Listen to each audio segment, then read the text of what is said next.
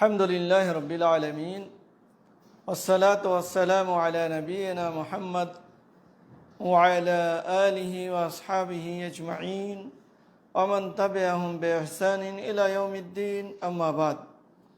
محترم ناظرین، السلام علیکم ورحمۃ اللہ وبرکاتہ۔ آج کی اس نشست کا موضوع ہے کسی درخت یا پتھر وغیرہ کو مبارک سمجھنا۔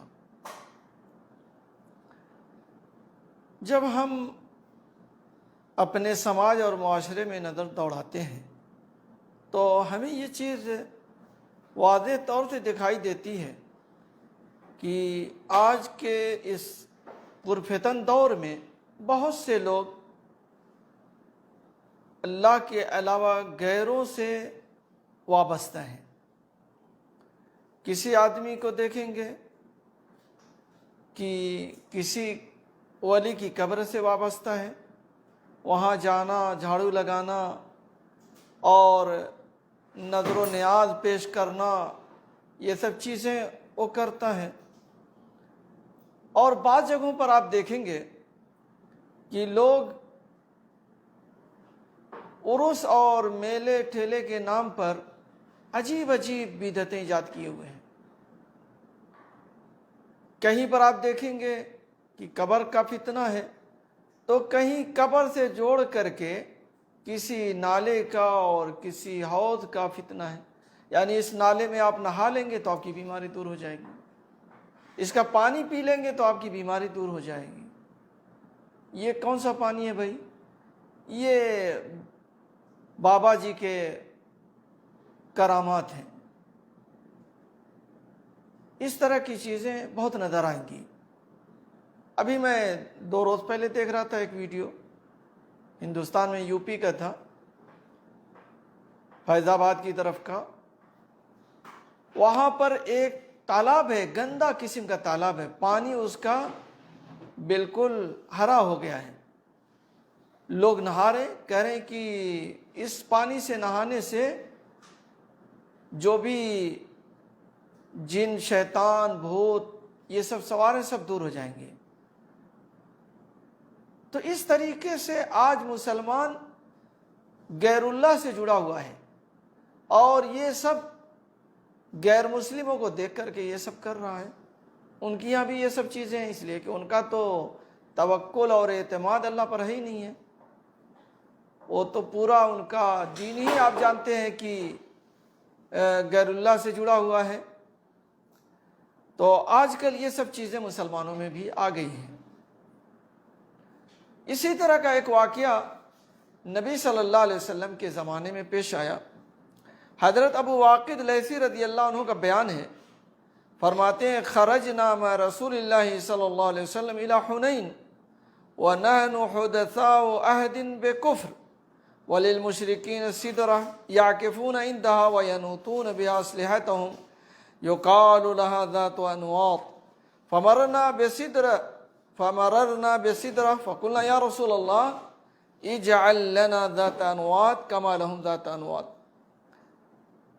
فقال رسول الله صلی اللہ علیہ وسلم اللہ اکبر انها سنن قلتم والذی نفسی بیدہ كما قالت بنو اسرائیل لموسیٰ اجعل لنا الہا كما لهم آلہہ قال انکم قوم تجہلون لَتَرْكَبُنَّ سُنَنَ مَنْ كَانَ قَبْلَكُمْ۔ غزوہ حنین کے موقع پر ہم رسول اللہ صلی اللہ علیہ وسلم کے ہمراہ جا رہے تھے۔ کون بیان کر رہے ہیں؟ ابو واقد لیثی رضی اللہ عنہ، اور کہتے ہیں کہ ہم نئے نئے مسلمان ہوئے تھے۔ راستے میں مشرکین کی ایک بیری تھی، یعنی ایک بیری کا درخت تھا، وہ عظمت اور برکت کے خیال سے اس کے پاس آ کر کے بیٹھے رہتے تھے، اس بیری کے درخت کے نیچے آ کر کے بیٹھتے تھے برکت کے لیے، اور اپنے ہتھیار بھی اس پر لٹکایا کرتے تھے کہ برکت ملے گی، اس درخت پر لٹکانے سے برکت حاصل ہوگی۔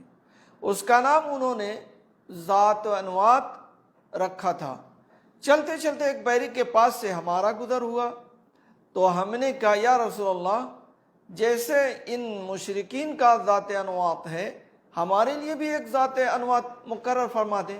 یعنی جس طرح سے وہ لوگ ایک بیری کے درخت کے پاس بیٹھتے ہیں، اس پر ہتھیار لٹکاتے ہیں اور اس سے برکت حاصل کرتے ہیں، ویسے آپ ہمارے لیے بھی ایک بیری کا درخت مقرر فرما دیں، ہم لوگ بھی اس سے برکت حاصل کریں۔ تو رسول اللہ صلی اللہ علیہ وسلم نے فرمایا اللہ اکبر، یعنی تعجب کرتے ہوئے آپ نے اللہ اکبر فرمایا اور فرمانے لگے یہی تو گمراہی ہے اور سابقہ قوموں کے راستے ہیں۔ اس ذات کی قسم جس کے ہاتھ میں میری جان ہے، تم نے تو وہی بات کی جو بنو اسرائیل نے موسیٰ سے کہی تھی، وہی بات تم لوگ کہہ رہے ہو جو موسیٰ علیہ السلام سے یہودیوں نے کہا تھا، بنو اسرائیل نے کہا تھا۔ اے موسیٰ، جیسے ان کے معبود ہیں آپ ہمارے لیے بھی ایک معبود مقرر فرما دیں، جیسے ان کے لیے یعنی فرعونیوں کے لیے ہیں، ویسے آپ ہمارے لیے بھی ایک معبود بنا دیں۔ تو موسیٰ علیہ السلام نے فرمایا تم تو بڑے نادان ہو۔ پھر آپ نے فرمایا، آپ صلی اللہ علیہ وسلم نے فرمایا تم بھی پہلی امتوں کی طرف طریقوں پر چلو گے، جیسے پہلی امتیں گمراہی اور ضلالت کے راستوں پر چلی ہیں، ویسے تم لوگ بھی چلو گے۔ تو اس حدیث کو امام ترمذی نے روایت کیا ہے اور صحیح قرار دیا ہے۔ تو جب ہم اس حدیث کو پڑھتے ہیں اور اللہ کے نبی صلی اللہ علیہ وسلم کے فرمان کو سامنے رکھتے ہیں تو سمجھ میں آتا ہے کہ بالکل یہ قوم بھی، یہ مسلمان بھی انہی کے راستے پر جا رہے ہیں۔ اب جو ہے تالاب کا کون سا برکت کا مسئلہ ہے بھائی؟ یہ تالاب ہمارے ولی کی قبر کے پاس ہے، اس میں بڑی برکتیں ہیں، اس کے نہانے سے یہ بیماری دور، اس کے پینے سے یہ بیماری دور۔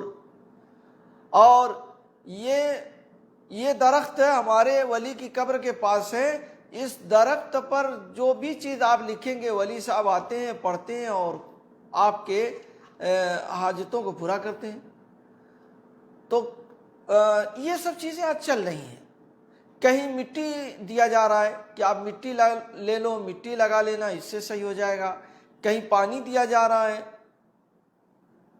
بلکہ حد تو یہ ہے کہ آج قبروں کو دھل کر کے اس کا پانی بھی لوگ رکھتے ہیں اور پیتے ہیں۔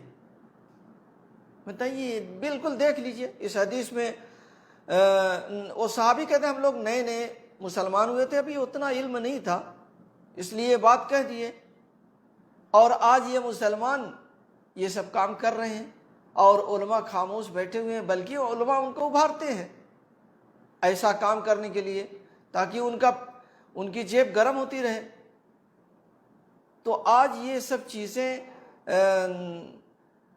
احترام اولیاء اور کون سا لقب دے کر کے سب کیا جا رہا ہے۔ تو کہیں پر جنتی دروازہ بنا دیا گیا ہے، بلکہ یہاں مکے میں ایک حاجی صاحب ملے مجھ سے حرم میں، تو کہنے لگے کہ مولانا یہاں پر جنتی دروازہ کہاں پر ہے؟ میں نے کہا بھئی یہاں تو جنتی دروازہ نہیں ہے، یہ جنتی دروازہ آپ کو انڈیا میں ملے گا، یہاں نہیں ہے۔ تو وہاں وہ دیکھ کر کے آئے ہیں، سن کر کے آئے ہیں، تو یہاں بھی ڈھونڈ رہے ہیں جنتی دروازہ یہاں پر ہے، یہاں پر بھی ہے۔ بھئی یہاں اللہ کے نبی نے کوئی جنتی دروازہ نہیں بتایا کہ یہ جنتی دروازہ ہے، اس میں سے جاؤ گے تو تم جنت میں چلے جاؤ گے، تمہارا کام ہو جائے گا۔ نہ مدینے میں اللہ کے نبی نے کوئی جنتی دروازہ بنایا، نہ مکے میں بنایا۔ یہ جنتی دروازہ آپ کو کہاں ملے گا؟ ہندوستان میں ملے گا۔ تو میرے بھائیو دوستو، یہ سب کیا چیزیں ہیں؟ کیا ہو رہا ہے آج کل ہمارے سماج اور معاشرے میں؟ ایک صاحب ملے تو کہتے ہیں کہ ہم جو ہے ہمارے گھر میں بھوت شیطان تھے، تو ہم جو ہے باسخاری گئے، وہاں مخدوم شاہ کی یہاں سے پانی لے کے آئے اور تیل لے کر کے آئے۔ ہاں، تیل لے کر کے آئے، تیل بھی مل رہا ہے۔ کیا کیا چیزیں مل رہی ہیں آپ سوچ نہیں سکتے۔ تیل لے کر کے آئے، کہتے ہیں کہ ہم نے اس کو گھر میں جلایا تو سب شیطان بھاگ گئے۔ تو شیطان تو بھاگیں گے اس لیے کہ وہ جان گئے کہ آپ کا اعتماد اللہ سے اٹھ چکا ہے اور غیر اللہ پر جا چکا ہے۔ اب دوسرا گھر ڈھونڈا جائے جس کو گمراہ کیا جائے۔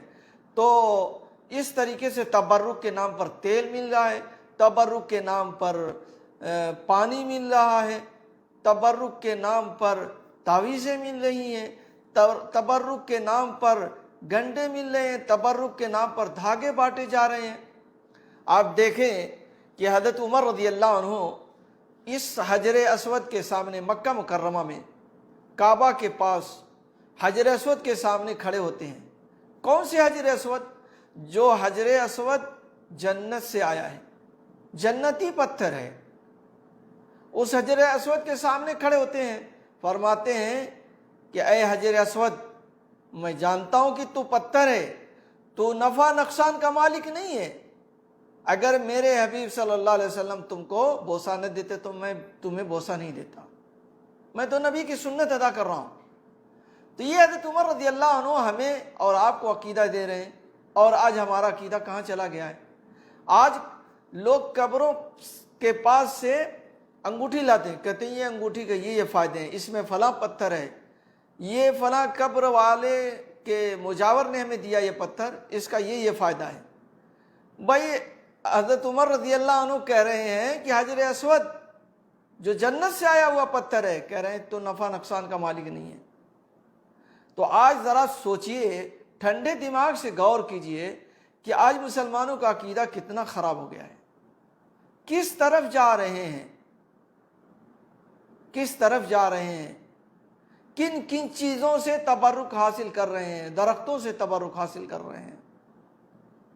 یہاں طائف میں کچھ لوگ جاتے رہے، ہمارے ہندوستان پاکستان کے آنے والے لوگ جا کر کے ایک درخت سے چپکتے تھے، جب یہاں کے حیات الامر بالمعروف و نہی عن المنکر کو معلوم، ان لوگوں نے کٹوا دیا اس کو تاکہ شرک نہ پھیلے۔